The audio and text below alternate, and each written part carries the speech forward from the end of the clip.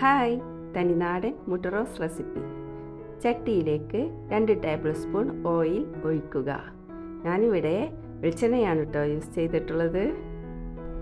എണ്ണ ചൂടായാൽ 1 ടീസ്പൂൺ കടുക് ഇട്ട് പൊട്ടിയതിന് ശേഷം ഇഞ്ചി വെളുത്തുള്ളി ചതച്ചത് അല്ലെങ്കിൽ പേസ്റ്റ് 2 ടീസ്പൂൺ ഇട്ട് മൂത്ത് വരുമ്പോൾ കറിവേപ്പില ഇടുക.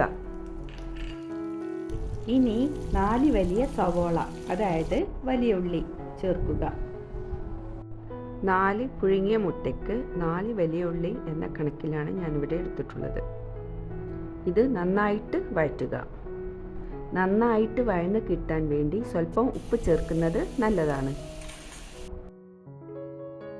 1/4 ടീസ്പൂൺ മഞ്ഞൾപ്പൊടി, 1/2 ടീസ്പൂൺ മുളക് പൊടി, 1 table spoon Kashmiri chilli powder, 1/4 teaspoon കുരുമുളക് പൊടി ഇവ ചേർത്ത് മിക്സ് ചെയ്യുക.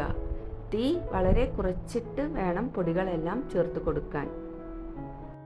പച്ചമണം മാറി വരുമ്പോൾ ഒരു വലിയ തക്കാളിയോ അല്ലെങ്കിൽ 2 ചെറുതോ അരിഞ്ഞതും ചേർത്ത് ആവശ്യത്തിന് ഉപ്പും വെള്ളവും ചേർത്ത് മിക്സ് ചെയ്ത് വേവിച്ചെടുക്കുക. മുട്ടകൾ ഓരോന്നായി വരിഞ്ഞ് ഇതിലേക്ക് ഇട്ട് കൊടുക്കുക. നന്നായി മിക്സ് ചെയ്യുക. എന്നിട്ട് ഈ മസാലക്കൂട്ട് മുട്ടയുടെ മീതെ പൊതിഞ്ഞ് 1-2 മിനിറ്റ് മൂടി വെച്ചതിന് ശേഷം തീ ഓഫ് ചെയ്ത് വിളമ്പാവുന്നതാണ്.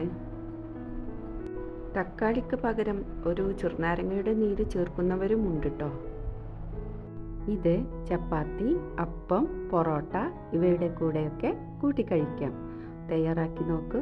Thank you.